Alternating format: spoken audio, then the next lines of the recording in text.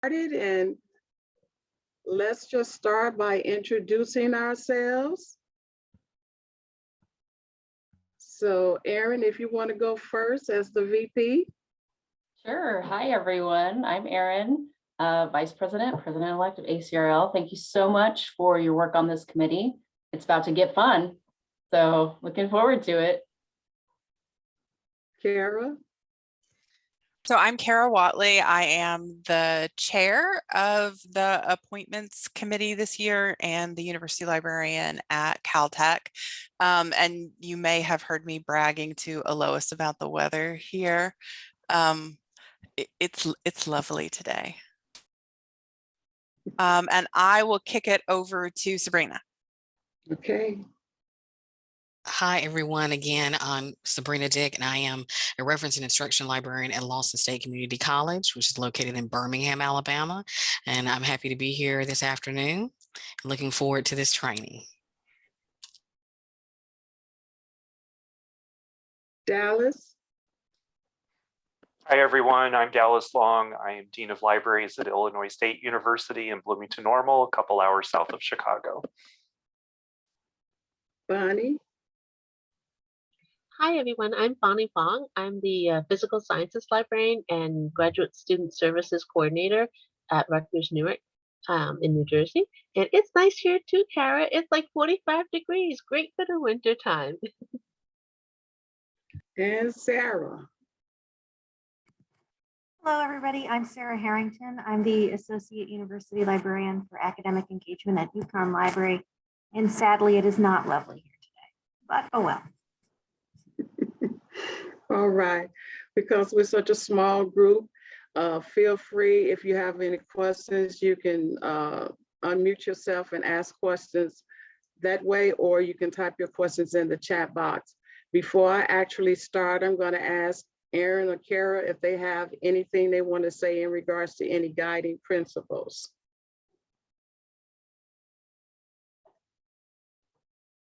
I'll jump in and Kara can jump into. I think we are looking to have a very transparent process. There is a lot of attention and discussion around ACRL's appointments process and leadership recruitment and nominations processes. There will be some task force work toward that getting started very soon. So I just want to encourage this group to take the time to look through the volunteers. You're about to get a lot of information, but take your time and look through what the applicants or the volunteers are saying about what they need out of an ACRL appointment.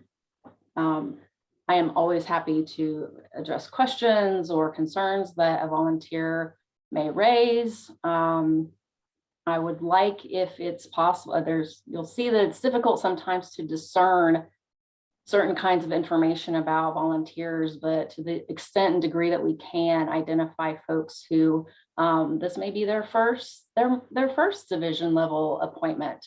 We're looking for some of those new faces, new perspectives, and diversifying our membership as much as we can on these committees. So I'll leave it there for now.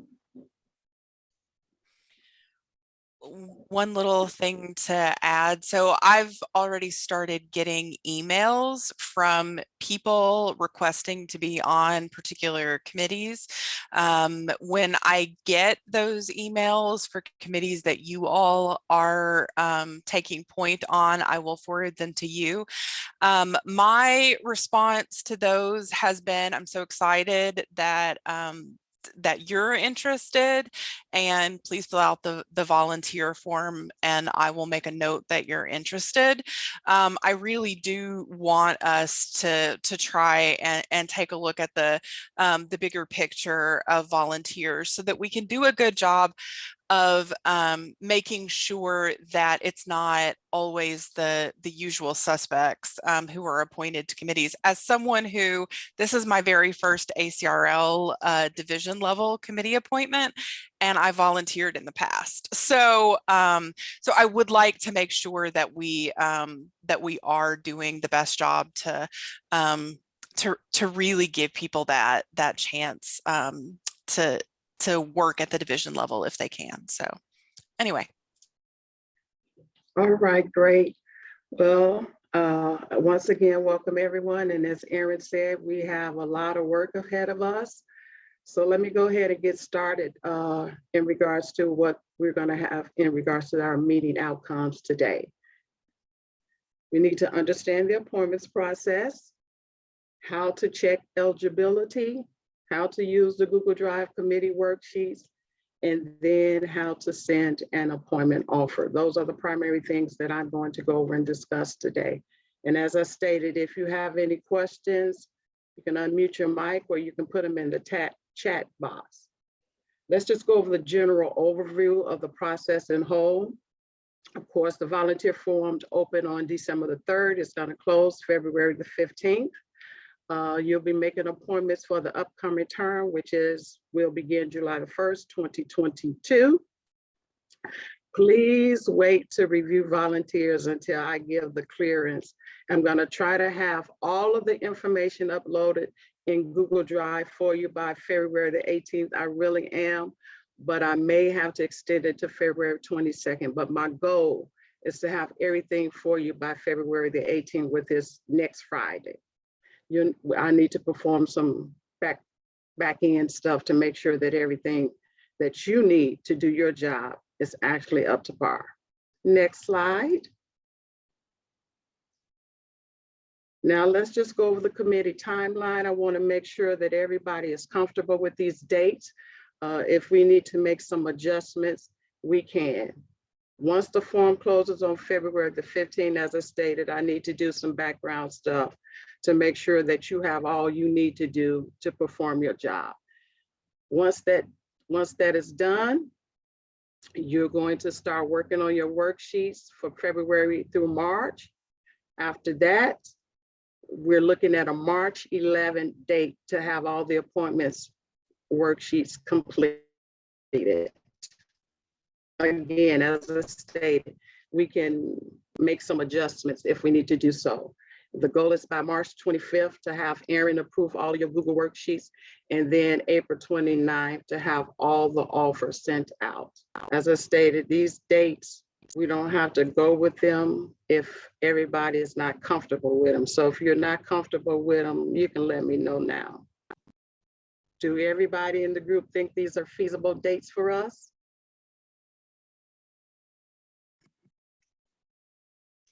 I think so. Okay. We promise we'll let you know if we need to make any adjustments. All right. Okay. So here's a recap of the process.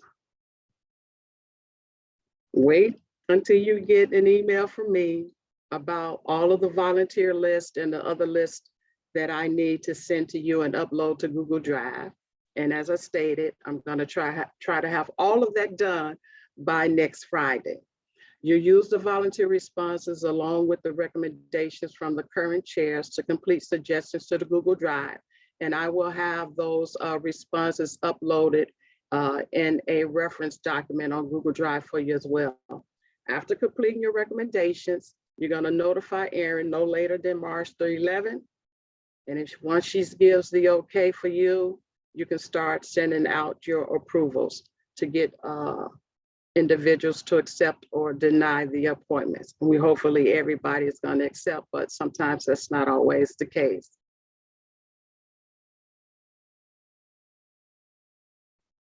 Once you send out your appointment offer to an individual, they're going to get an email. They have to actually confirm whether or not they want to accept the appointment or deny the appointment. Hopefully, as I stated again, hopefully they will accept the appointment, but if they deny it, I'm going to go over that later in this particular training, what you need to do. You're going to need to update your Google worksheets to indicate whether or not somebody, if they denied it, we want to know it. If they accepted, we want to know it. So you can simply put in whether they denied or accepted and the date. And you'll only have access to the Google worksheets that you are working on. If somebody declines, as I stated, you may need to reach out to Erin to propose somebody else to take their place. Next slide. All right, guidelines. There are a few concrete rules for making appointments. These rules are in place to allow more opportunities for a greater number of members. We want the pool to be as diverse as possible on our end, as much as we possibly can have control over that. Appointees can only serve 5 consecutive years, and the goal is, as I stated, for me to send this information to you by Friday, February the 18th. It's going to be a historical list of all of the committees that they served on in the past 5 years. So before adding a recommendation in the Google Drive, you want to check this worksheet to ensure that the person has not already served 5 years. Also, you want to make sure that the person is not serving on more than 3 groups, because there is a limitation in the amount of groups that they can serve on. Once you check that, as I stated, Erin is the appointing authority. You can't send out any appointment offers until she gives the approval in the Google Drive for you to do so.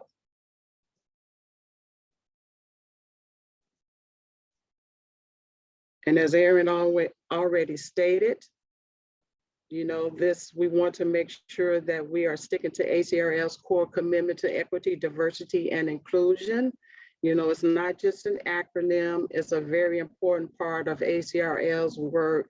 We want to make sure that we're seeking people that offer leadership and service opportunities to members with that commitment in mind. You know, racialized and racially or ethnically underrepresented colleagues should be offered opportunities whenever possible. So we want to keep that in mind. You want to keep that in mind when you are making your selections, and not just saying, okay, yes, we have somebody for EDI, let's just put this person in place. You do want to look at their background. You want to review their answers and their responses, because we do want people of caliber in these particular positions. We don't just want to say, oh, okay, we filled a spot, an EDI spot, check it off the box. Next slide.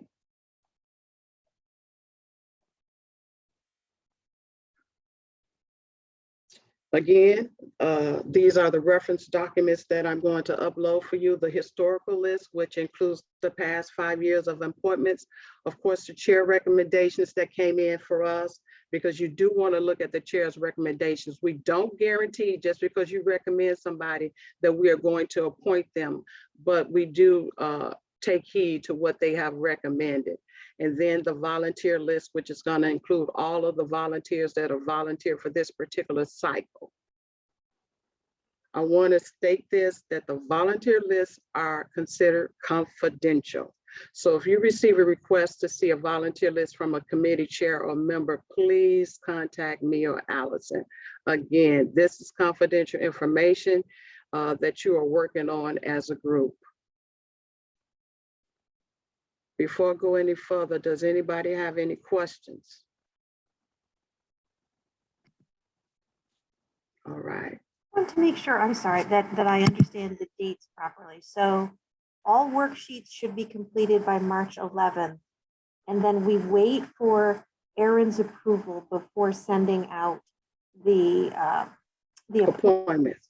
Yes. around March 25th. Yes. Okay, thank you. You're welcome. Next slide. This is an example of the historical list.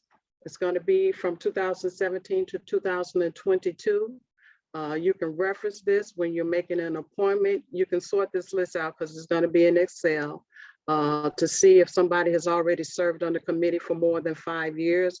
And you can also use this list to identify if somebody has 3 appointments for 2022 and 2023. This list is going to be about a couple thousands of people. So it's pretty robust.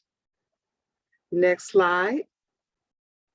And then the volunteer list. Again, this list is going to be for all of the individuals who have volunteered for this current cycle. And I emphasize again, my plan is to get all of this information to you by February 18, but cut me some grace if I need to extend it to February 22nd, but I'm gonna try my best to have it by February 18. Now, as of today, one of the biggest groups you're gonna see is, as you see on this Excel spreadsheet, is any division level committee.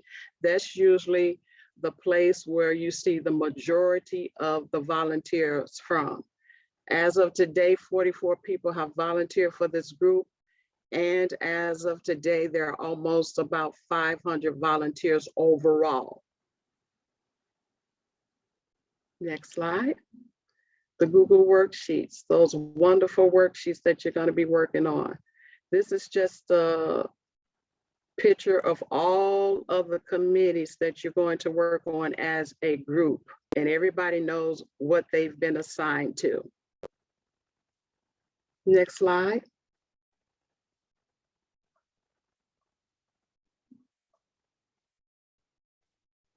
As I stated, each committee has its own worksheets in Google Drive. Your initials are next to the committees you signed up for in Sign Up Genius.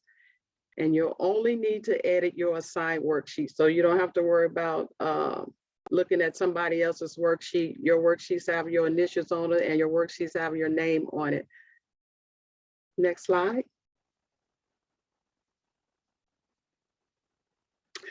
Now, this is how the worksheet is going to look when you go into Google Drive. It has already been pre-populated with the information that you'll need to make recommendations. Each worksheet has the same basic layout with a vacancies table, the current roster, the committee information. You'll only need to update blue cells. Erin acceptances will be indicated in the column with her initials on it, which is to the far right. There should be enough of these lines, vacancy lines, for you to not have to add anybody, but if you need additional space, you can just let me know. This is where you're going to track whether Erin has accepted, somebody has accepted an appointment. My apologies, not Erin have accepted an appointment. This is where you're going to track, well, a person has accepted or declined an appointment. And when you receive that email from the individual, this is where you're going to put that information in. It's going to tell you on these worksheets how many people are actually needed for this committee. Whether it's a chair, a specific number of members, vice chair.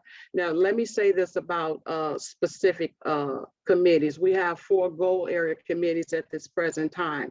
That's like value of academic libraries, research and scholarly environment, new roles and changing landscape, student learning information. If you have one of those committees, you do not have to worry about appointing a vice chair. And I've already graded those out on those specific worksheets. Erin will appoint those particular people. So once again, if you have one of those goal area committees, you do not have to worry about appointing a vice chair. I will be the one that will send, once Erin gives me the name, I'll be the one to actually send out the appointment offer to those people. So you don't have to worry about doing that. Does anyone have any questions about the Google Drive worksheets? The things that are highlighted in yellow are the members that are going to be rolling off the roster come June 30th, 2022. No questions? Okay. Let's keep moving right along. Now, here's a recap of the steps to take before making a recommendation. To begin the process, you start by reviewing the volunteer list as well as any recommendations you receive from the committee chairs. Like I said, we want to take their recommendations into consideration, but we have not guaranteed them that their recommendations are going to get appointed. After you've identified an appointee, you want to check the eligibility. You want to check the historical spreadsheet to make sure someone is not serving more than 5 consecutive years. And you want to check the volunteer list to identify if someone's serving more than 3 groups. After you do that, and you've determined eligibility, you can go ahead and add your recommendations to the Google Drive. Next slide. The appointment system itself. Okay, this is where the fun begins. Now, up until recently, honestly, Internet Explorer was the preferred browser, but Lauren and I have encountered some issues with members saying that they just were not able to access the system. So I'm going to recommend that you use Chrome, Firefox, or Safari. This is your homepage. You're going to go here, you're going to log in using your ALA login information. If you forgot it, just like any typical other login forgetter, you just click on forget your password. You're getting an email to reset it. You reset it, and once you reset it, you enter your information into the system and you click continue to move on to the next page. After you get here, this is what we call your home page. After logging in, you'll see this, the committee appointing officers homepage. You're going to click on appointing officers, which is located in the upper left-hand corner. This is where you'll see a list of the committees for which you are authorized to make appointments for. If for some reason the committee list is incomplete, I don't see that happening, but it could. And for instance, what I mean by incomplete, if you notice that one of the members on the list does not have an email address, well, you cannot send an appointment offer if you don't have an email address. Just send me an email and I'll get in touch with the individual to get that rectified for you. But as I stated, I don't recall, any appointment missing information.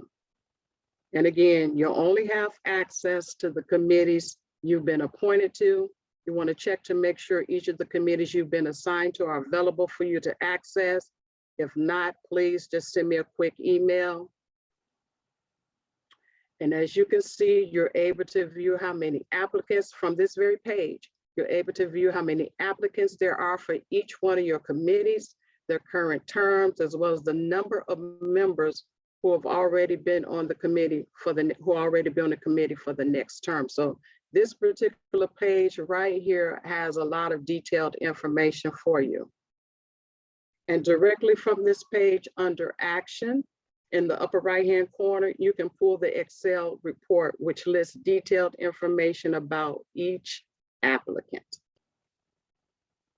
Click on volunteer export, located to the far right of the committee you desire to get the Excel report for. The Excel spreadsheet will list the member's ID number, the first and last name, committee position, their status as an applicant, their status date, their record history, who added the person as an applicant, their demographics, job title, organization. And also in the Excel spreadsheet, this is where you will see the 3 optional EDI questions. They are optional. It's not mandatory for the members to answer these questions. The 3 questions are their gender, self-identity, and their race. These questions were added to demonstrate ACRL's core commitment to equity, diversity, and inclusion. So when you are making your recommendations, you want to make sure that you look over that information. But as I stated, these questions are optional. Some members answer them and some members don't. Next slide.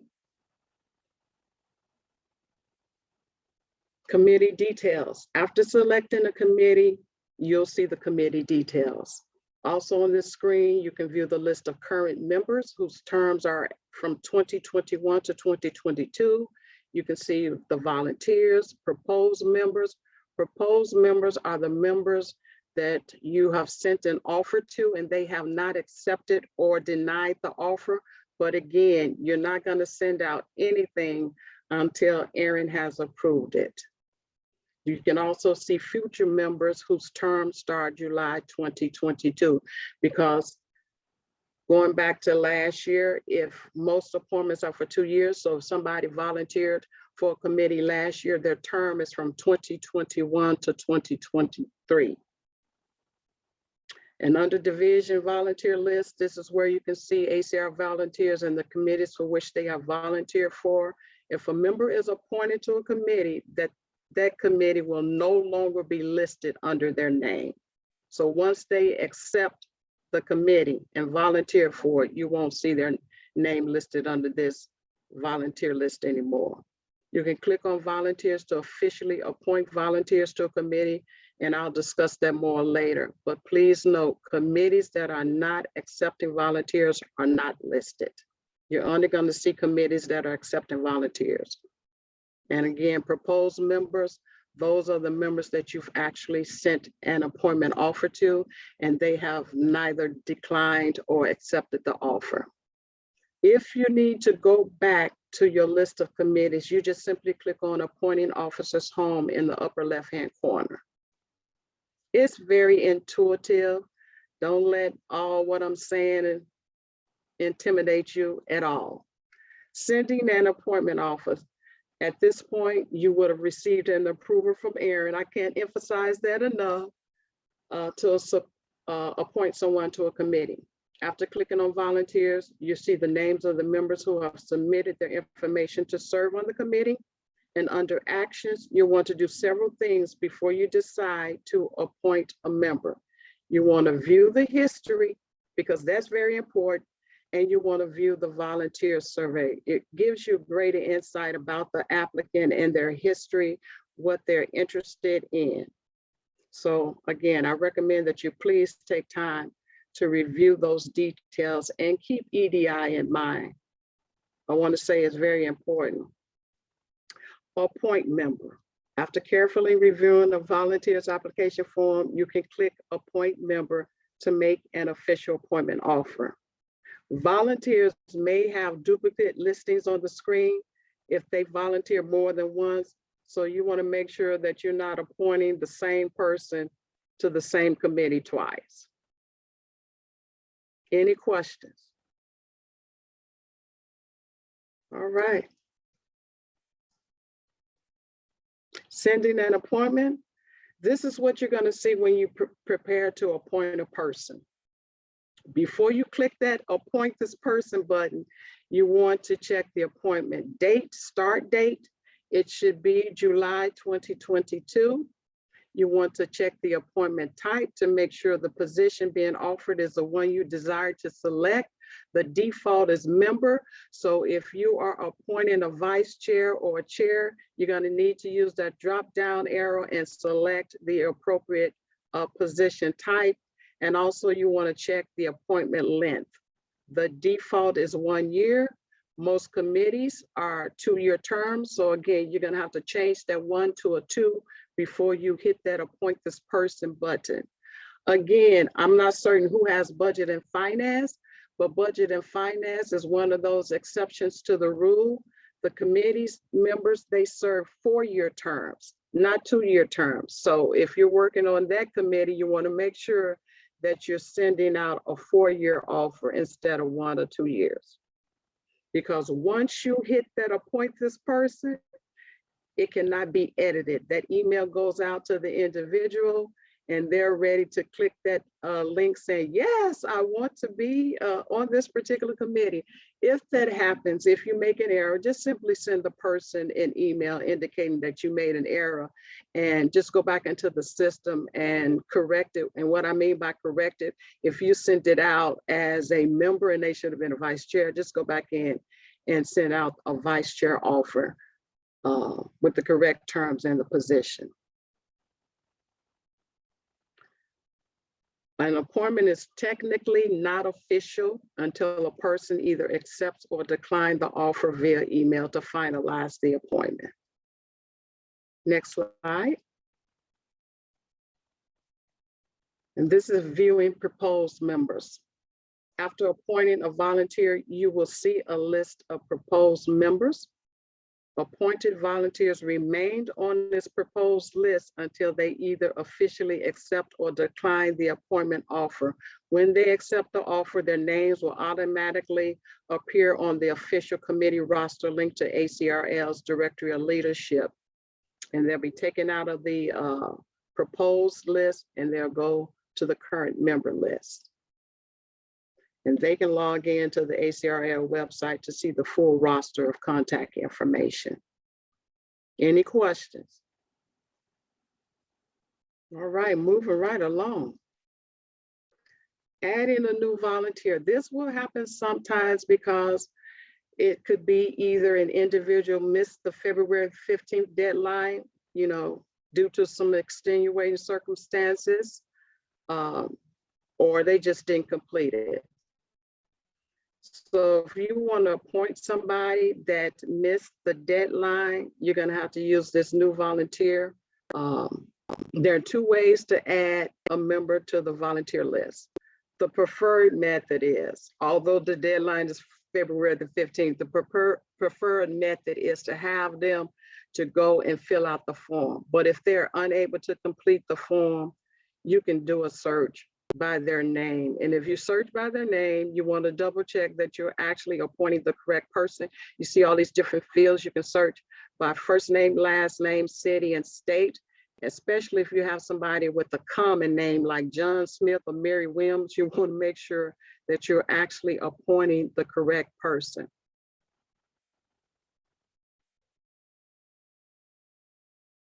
Lapsed members. Okay, taking into consideration that the volunteer form opened December the 3rd, it's a possibility that somebody's membership has lapsed, especially if their membership expired December the 31st. So they may have been active when they volunteered, but their membership has lapsed. If you go online and you see that a person's membership has lapsed, you'll see it in red on the right side of the screen, and you desire to appoint that person, just simply send me an email letting me know that you desire to appoint this person, and I can send them a renewal notification to let them know that they need to renew their membership.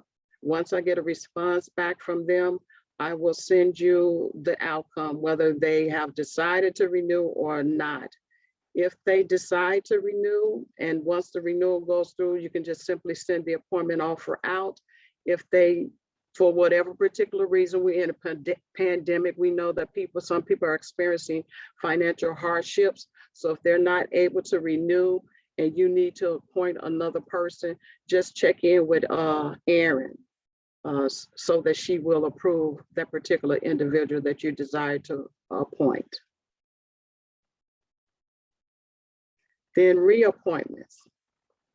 There are times that when individuals do get reappointed to committees. To reappoint a current committee member for an additional term, you simply click on current members located in the upper left-hand corner of the screen and follow the same old standard appointment process.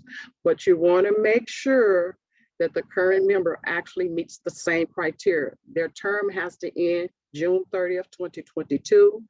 They cannot have served more than 5 consecutive years, and they cannot be on more than 3 committees. If they meet those criteria, you can go ahead and review the applicant history and reappoint them to the committee. Rosters are going to automatically roll over on July the 1st of each year. So if a person's term already extends past June 30th, 2022, you don't have to reappoint them because they're already going to be on the list for 2022, 2023. Next slide. And then declines. They happen sometimes for whatever particular reason. You know, individuals may have been interested December the 3rd, but we're out here 2 months later and anything could have come up. So if you get a decline, don't take it personal. As I stated, we're in a pandemic. This has caused a lot of changes in individuals' lives. So if you get a decline and there needs to be another person on that particular committee, simply reach out to Erin with your new recommendation and wait for her to approve it before you send out that appointment offer. And then you also want to make sure that you update your Google worksheet with that new member.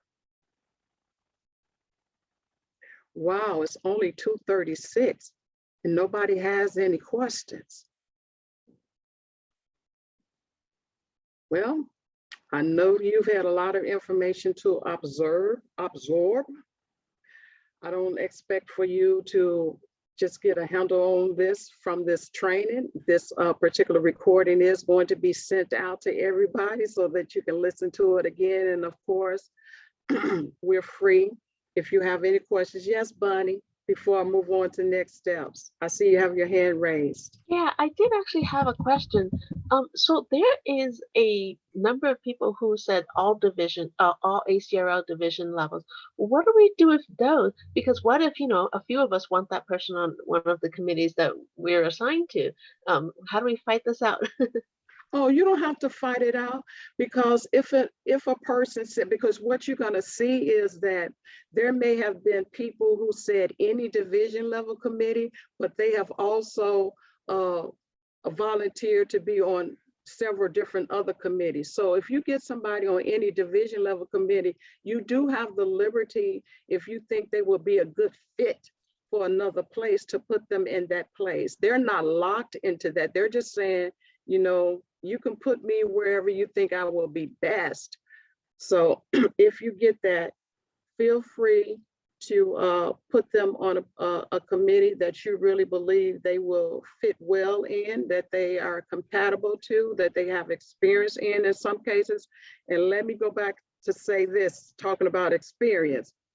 Some committees are not as stringent as others. And what I mean by that, some committees have specific criteria, like the Budget and Finance Committee. You need to have a financial background to be on the Budget and Finance Committee. Does that answer your question, Bonnie? Yeah, thank you. Okay. So I have a couple of questions. And Yes.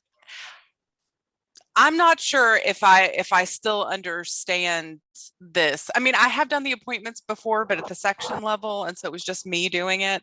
And for people who volunteered for wherever, I knew where I was putting them.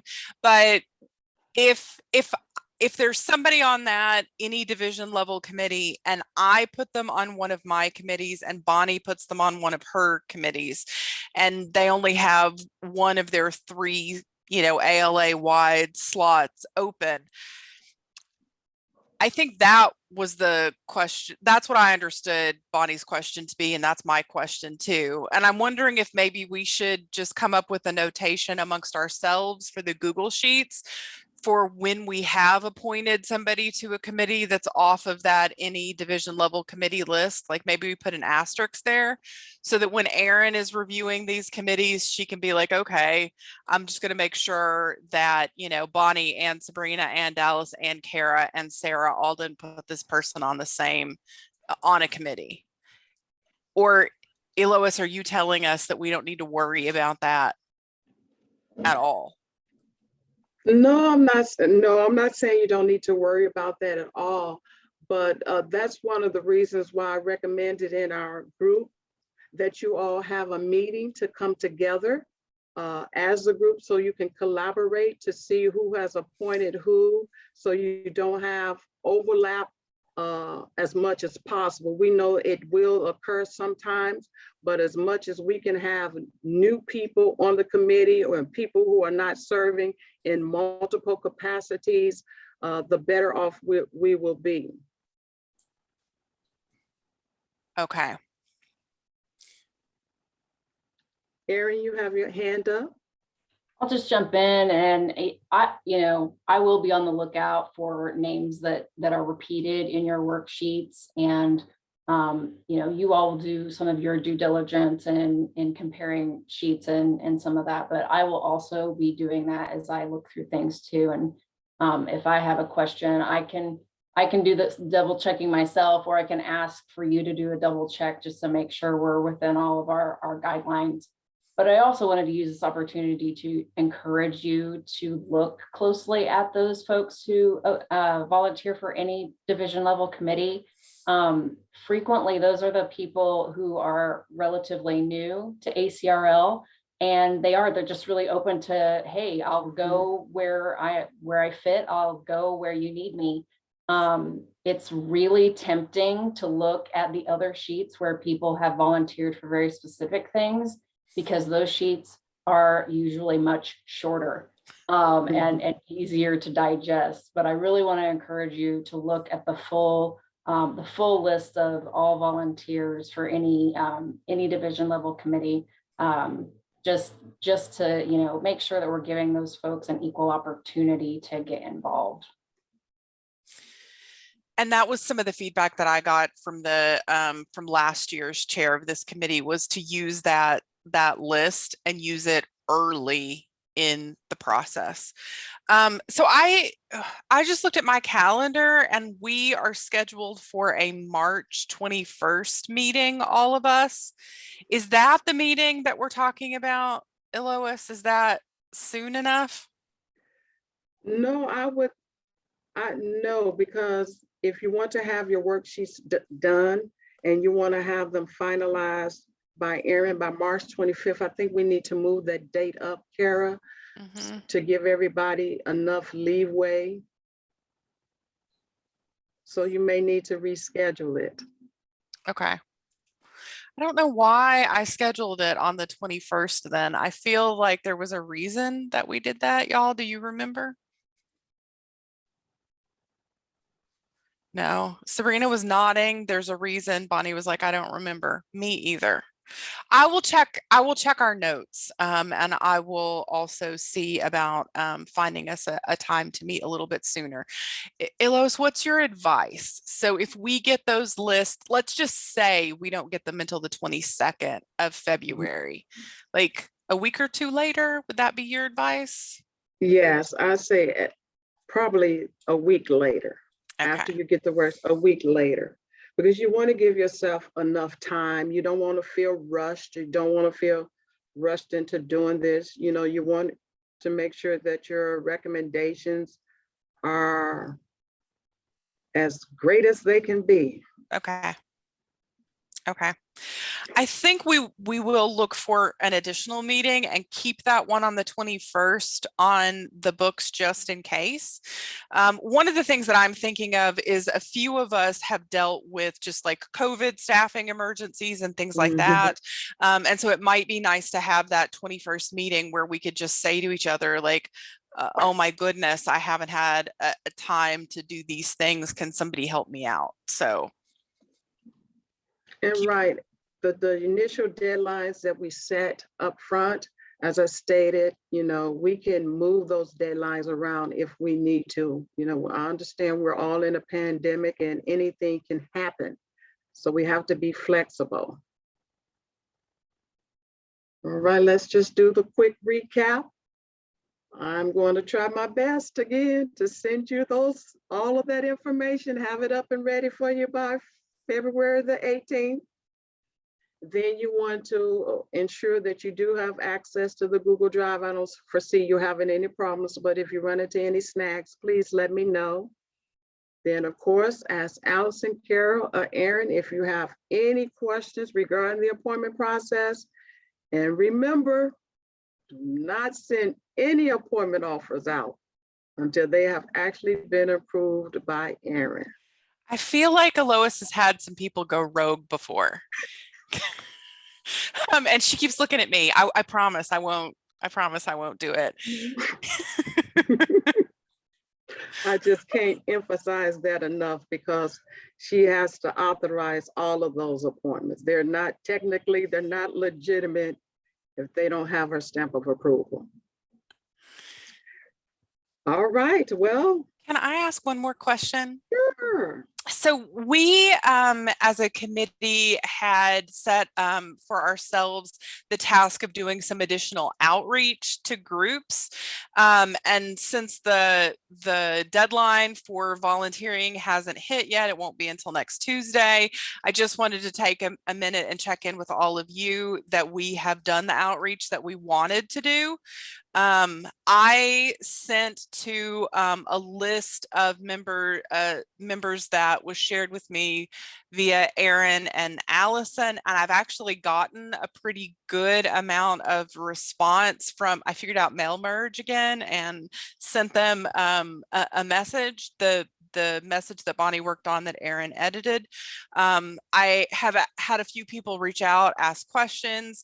I'm meeting with someone on Monday to talk about, you know, the volunteer process and what it looks like. So I just want to make it, what I'm saying is that kind of outreach seems to be paying off. And I wanted to make sure that we have done what we said we were going to do. So can I just have a quick check-in? And if any of you have sent that kind of outreach out, can you say, please?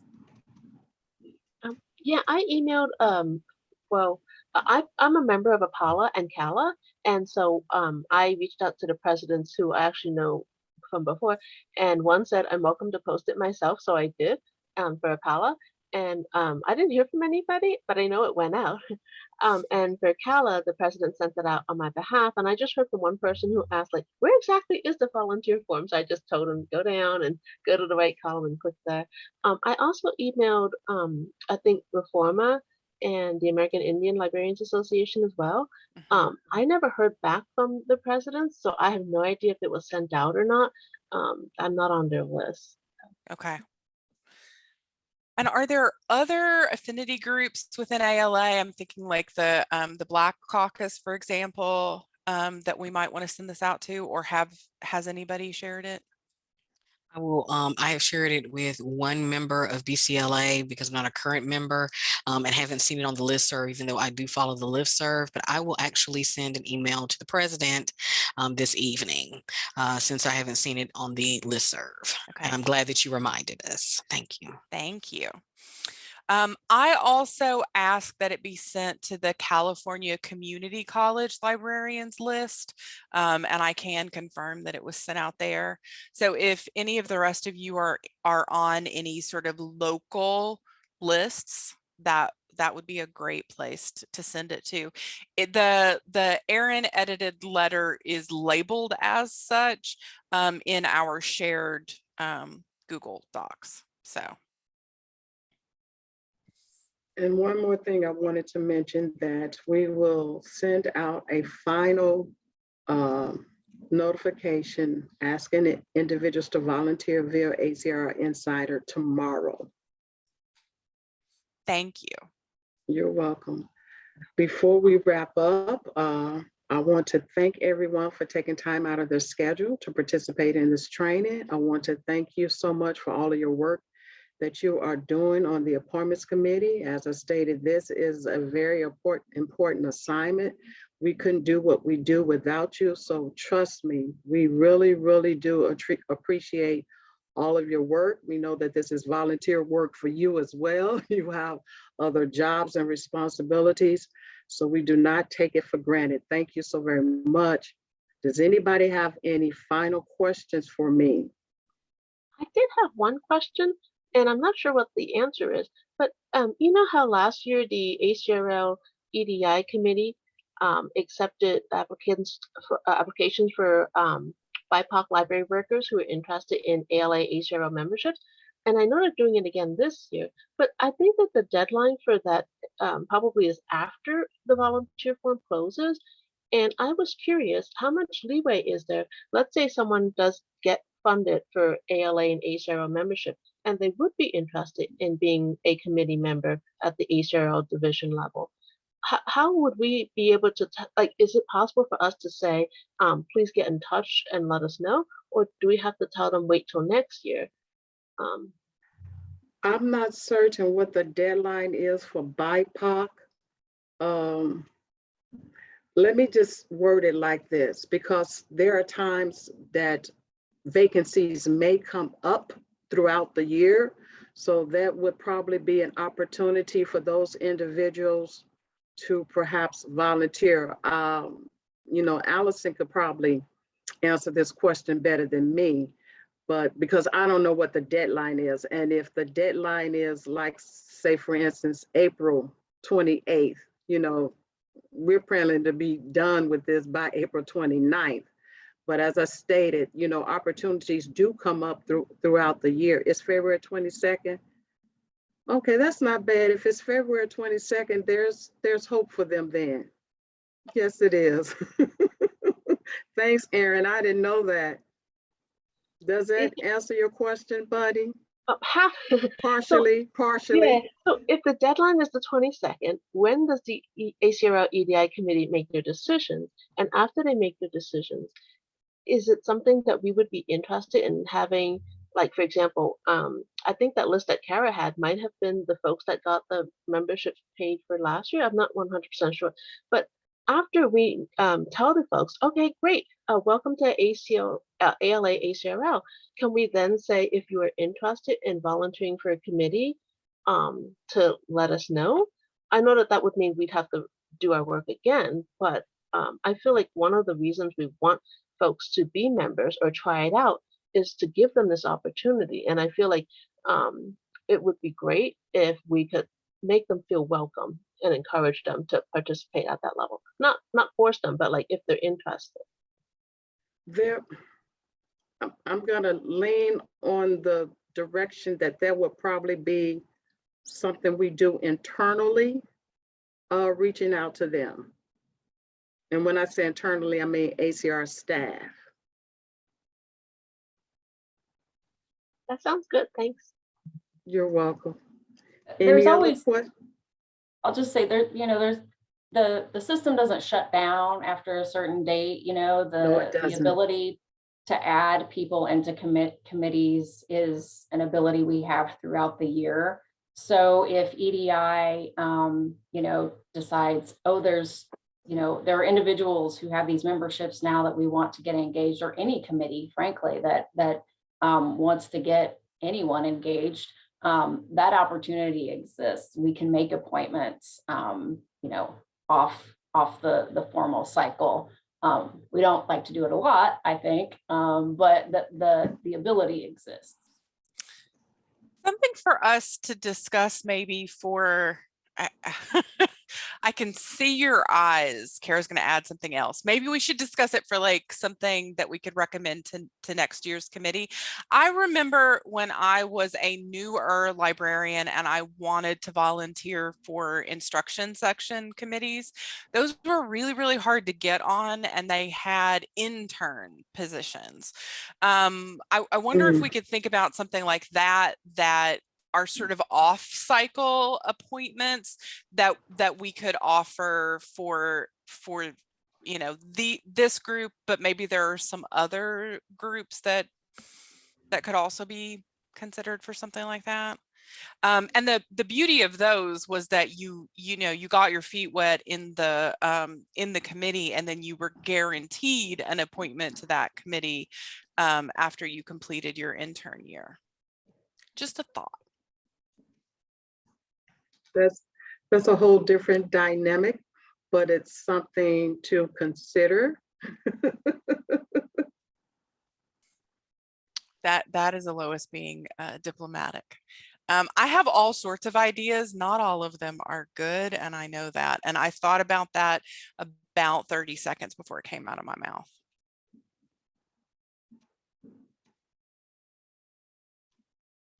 Any other questions, comments?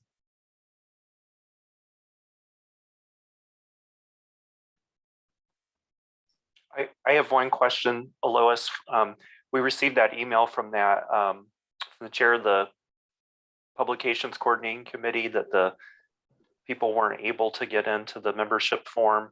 And I know you said that we were having issues with a particular browser, but did we ever circle back to those individuals?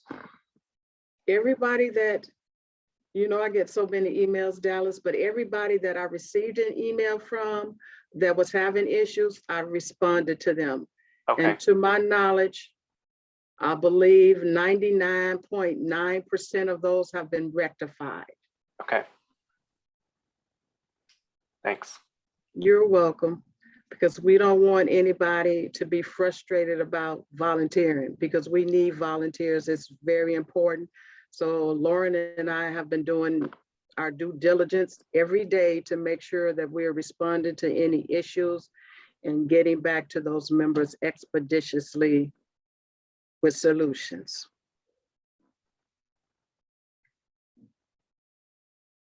Any other questions, concerns?